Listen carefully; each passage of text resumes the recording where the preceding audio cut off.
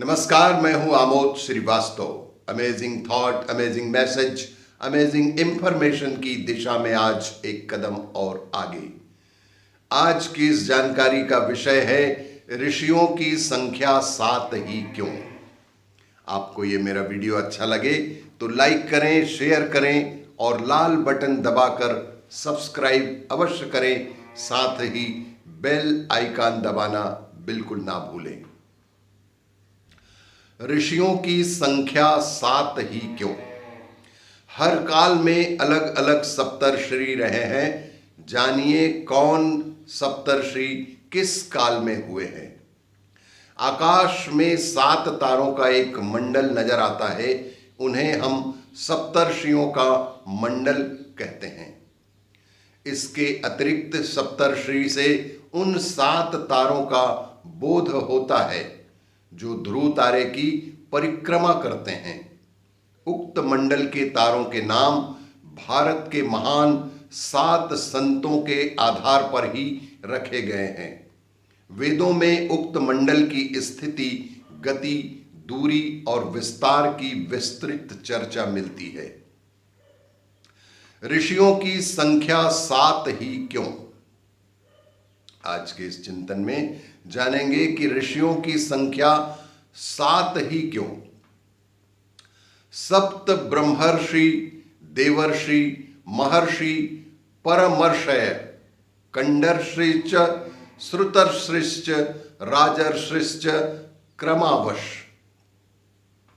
अर्थात ब्रह्मर्षि, देवर्षि, महर्षि और परमर्षि, कांडर्षि और श्रुतर्षि और अंत में 7वें राजर्षि।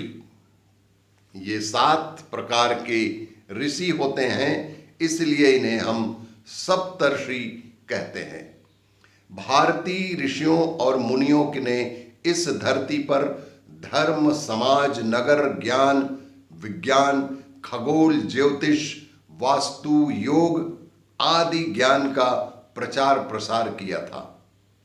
दुनिया के सभी धर्म और विज्ञान के हर क्षेत्र को भारतीय ऋषियों का ऋणी होना चाहिए। उनके योगदान को याद किया जाना चाहिए।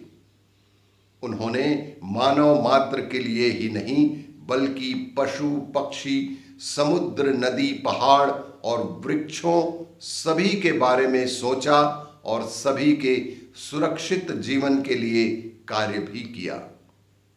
संक्षिप्त में जानते हैं कि किस काल में कौन से ऋषि हुए थे। भारत में ऋषियों और गुरु शिष्य की लंबी परंपरा रही है। ब्रह्मा के पुत्र भी ऋषि ही थे, तो भगवान शिव के शिष्यगण भी ऋषि ही थे। प्रथम मनु स्वयंभुव मनु से लेकर बौद्ध काल तक ऋषि परंपरा के बारे में जानकारी मिलती है। हिंदू पुराणों ने काल को मनवंतरों में विभाजित कर प्रत्येक मनवंतर में हुए ऋषियों के ज्ञान और उनके योगदान को परिभाषित भी किया है। प्रत्येक मनवंतर में प्रमुख रूप से 7 प्रमुख ऋषि हुए हैं।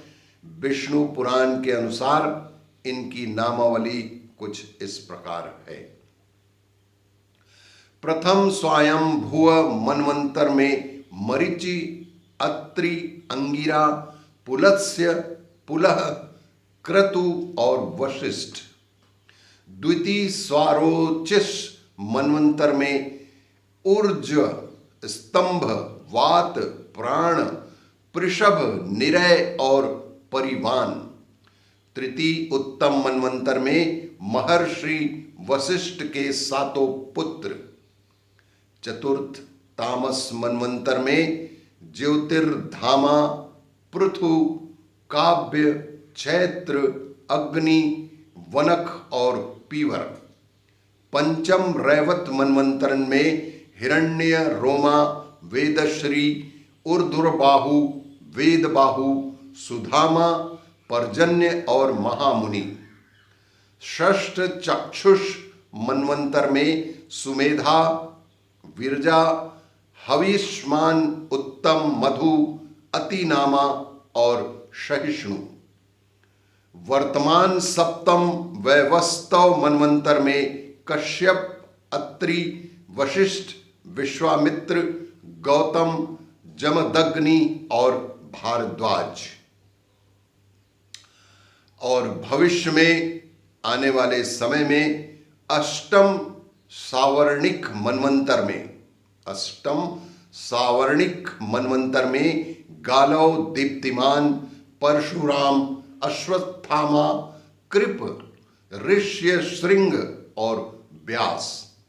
नवम दक्ष सावर्णी मनवंतर में मेधा, तिथि, वसु, सत्य, ज्योतिष्मान, द्युतिमान, सबन और भव्य। इसी तरह दसम ब्रह्मा सावर्णी मनवंतर में तपोमूर्ति, हविष्मान, सुकृत, सत्य, नाभाग, अप्रतिमौजा और सत्य केतु। इसी तरह एकादश धर्म सावर्णी मनवंतर में वपुष्मान, घृणी, आरुणि, निहस्वर, हविष्मान, अनघ और अग्नि तेजा। द्वादश रुद्र सावर्णी मनवंतर में तपोद्विति, तपस्वी, सुतपा, तपोमूर्ति, तपोनिधि, तपोरति और तपोधृति। त्रयोदश देव सावर्णी मनवंतर में धृतिमान, अव्यय, तत्वदर्शी, निरुत्सुक, निर्मोह, सुतपा और निष्प्रकंप। चतुर्दश इंद्र सावर्णी मनवंतर में अग्निघ्र, अग्नि, बाहु, सुचि, युक्त, मागध, शुक्र और अजित। इन ऋषियों में से कुछ कल्पांत चिरजीवी, मुक्तात्मा और दिव्य देहधारी हैं। शतपथ ब्राह्मण के अनुसार गौतम, भारद्वाज, विश्वामित्र, जमदग्नि, वशिष्ठ, कश्यप और अत्रि। महाभारत काल और महाभारत के अनुसार मरीचि, अत्रि, अंगिरा, पुलुह, क्रतु, पुलत्स्य और वशिष्ठ सप्तर्षि माने गए हैं। महाभारत में धर्म, राजधर्म और धर्म के प्राचीन आचार्यों के नाम इस प्रकार हैं। बृहस्पति, विशालाक्ष अर्थात शिव, शुक्र, सहस्त्राक्ष, महेंद्र, प्राचेतस, मनु, भारद्वाज और गौर शिरस मुनि। इसी तरह की और भी जानकारियों के लिए देखते रहिए मेरा वीडियो। लाइक करें, शेयर करें और सब्सक्राइब अवश्य करें। धन्यवाद।